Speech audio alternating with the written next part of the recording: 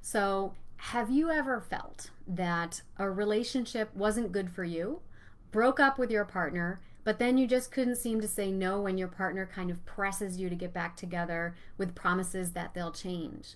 Or maybe they tried to logic you back into it. You never really gave us a fair shot, they say. You were always 1 foot in and 1 foot out. If you really committed and gave this thing a chance, you'll see it's worth it. Or maybe they try to guilt you back in. So much of what we struggled was because of past relationship baggage. Don't let the future potential of our relationship go up in smoke because of things that neither of us can change about the past. We can make it work, right? Or maybe they show a glimmer of the vulnerability that you've been craving the whole time that you were together, and then once they have you right back where they want you, they turn off the emotional honesty and you're right back to where you started. So as a result, you might find yourself wondering, how do I escape this pattern? And really wanting to know once and for all that your decision to end it was the right one, and you know that you will not abandon yourself again for the promise of potential that is never realized. If that's the case, then you're not alone in this.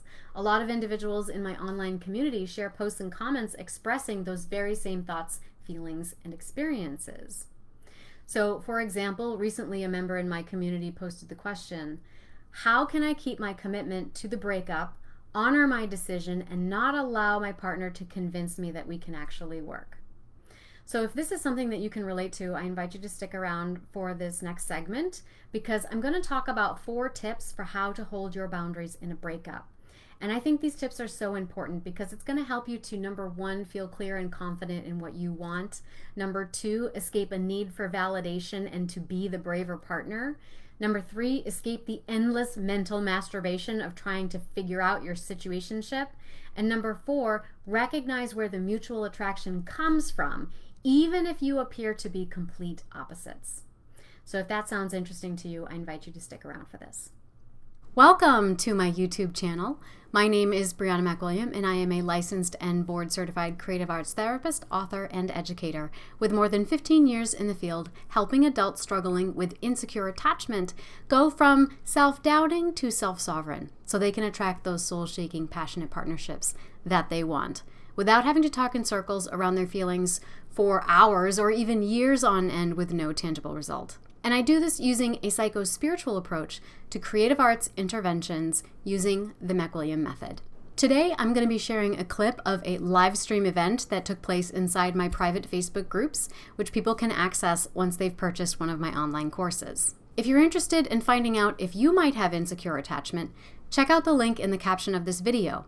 You'll be able to take an easy 4-question quiz and find out your attachment style, plus a detailed explanation. Now, if you like what you see and hear, and you haven't yet, make sure that you like, subscribe, and ring the bell for notifications. I put out videos once or twice a week, and sometimes I will do occasional live streams through my YouTube channel, and I wouldn't want you to miss out. So to begin, let's return to the original question. How can I keep my commitment to the breakup, honor my decision, and not allow my partner to convince me that we can actually work? Well, in a word, boundaries. There is so much confusion around what boundaries are and how to uphold them, because knowing and honoring your boundaries involves knowing and honoring who you are and what you want. Something that a lot of individuals with insecure attachment struggle to understand about themselves because they've come from either an enmeshed family system or a family system in where there was a lot of dismissal, neglect, unacknowledgement, or both. And so here are 4 tips for sorting through that confusion so that you can stand what I call sovereign within yourself, knowing that you will be fine regardless of what happens in a relationship. So the first tip is to figure out what you want first. And if that's too hard to do, figure out what you don't want and look at the opposite of that. So what doesn't feel good to you in your relationship? What feelings or behaviors do you wish would replace that condition? Now don't just think about it, write it down. Make a comparison table, draw it out, concretize it, externalize it in some fashion, and voila, you are starting to establish some boundaries. You might even type it there in the comments of the chat box below. What doesn't feel good to you in your relationship, and what condition do you wish would replace that? Now, as you live your life, continue to add to this list and keep it with you as you go. Use it as a tool to constantly shift your focus from what is unwanted towards what is wanted. And that's going to help you to remain in touch with who and what you are and what you want most authentically, rather than who you are and what you want in opposition to or in defense of invading forces, right? And that's going to hopefully inspire you to tolerate less and less the things that no longer serve you. It will also help you to identify mixed signals and incongruencies a lot quicker in your partners. Now, the second tip is to be the braver partner. You want to know where the relationship is going? Decide where you want it to go first. You want to know what someone is feeling? Decide how you are feeling first and create space for the other person's feelings without judgment. You want to see a change in your circumstance or your relationship, then become the change you want to see. Your partner is either going to fall in line or they will fall away. And if that happens, the best thing that you can do, which is in alignment with your highest good, is to let them go. Because being brave doesn't mean that you are without fear. In fact, if you weren't at least a little fearful, then it wouldn't be brave at all, would it? And being brave doesn't mean that you will always be rewarded with the outcome that you desire in the short term, but I assure you, you will be rewarded in the long term. Now, the third tip is to stop trying to organize someone else's emotional life by digging around for their truth.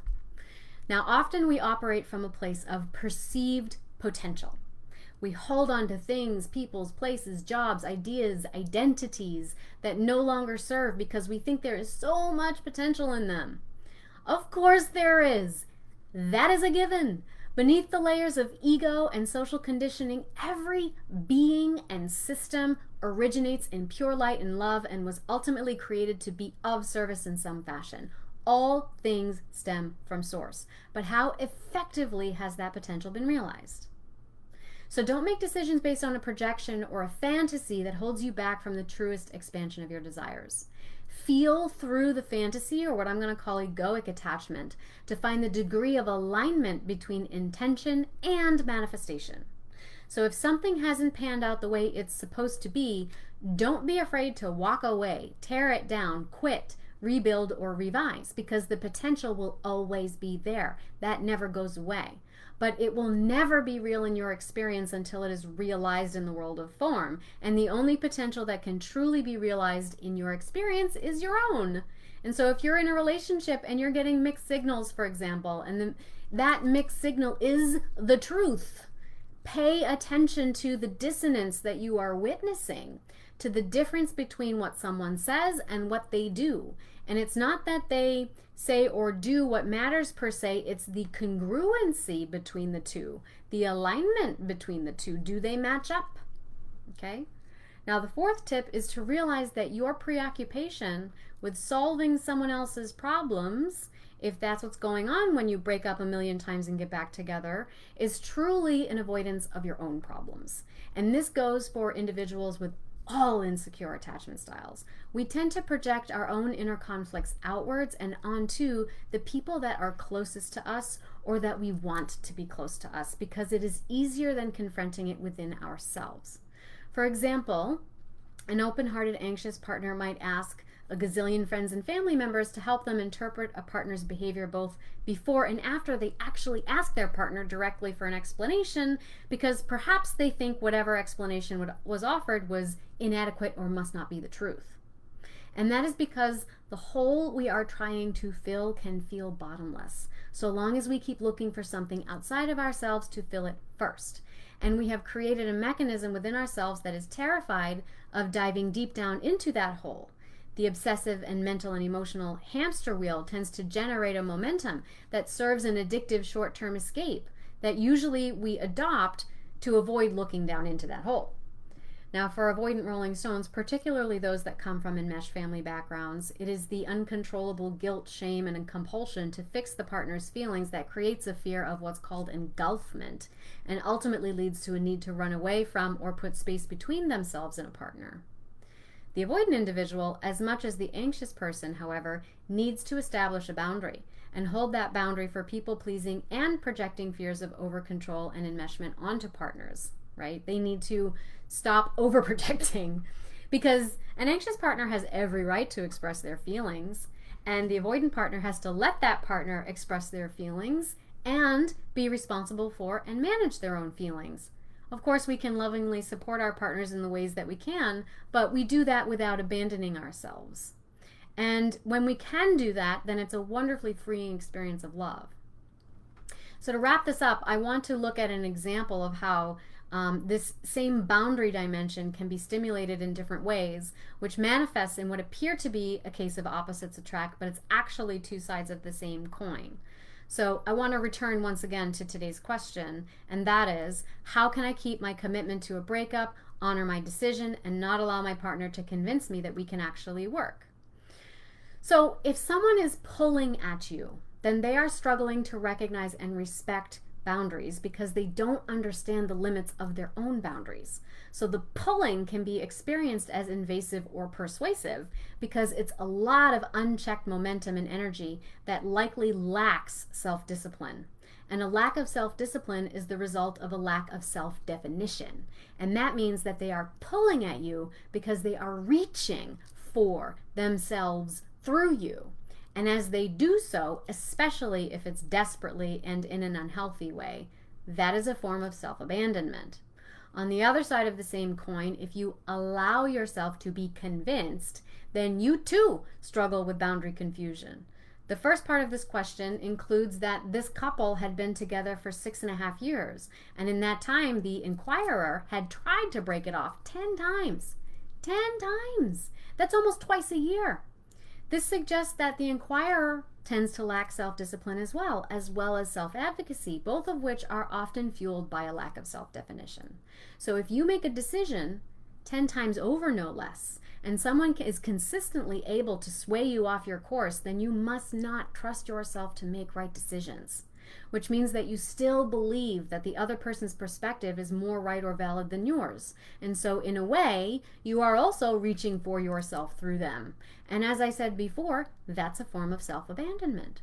So in this case, it seems that while it might appear to be a case of opposites attract on the outside, on the inside, it might be useful to realize that you are in fact quite perfectly matched and have been so for almost 7 years, it seems.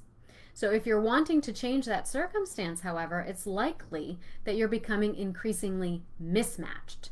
And if that's the case, then these 4 tips are going to help you break that cycle. So in summary, to hold your boundaries in a breakup: number 1, figure out what you want. Number 2, be the braver partner. Number 3, stop trying to organize other people's emotional states. And number 4, realize the preoccupation with the partner's problems is typically an avoidance of your own. And once you can engage with your own inner conflicts and resistances, you can recognize the common dimensions that you actually have between you and your environment and the partners that you are attracting to yourself. All of that is going to begin to shift and change once you start working on it in here, okay? Now, importantly, of course, there is no right or wrong way to be, but sometimes the very sensitivity that is our gift can also chokehold us with fear and self-doubt and thin boundaries when it comes to love. And so in this case, becoming aware of your attachment style, for example, and also aware of how well you are establishing your boundaries and how well your partner is establishing their boundaries can help unlock a wealth of information about how to find and build the kind of passionate, supportive, and even spiritually nourishing relationship that you may be looking for, because it is worth it and it is possible.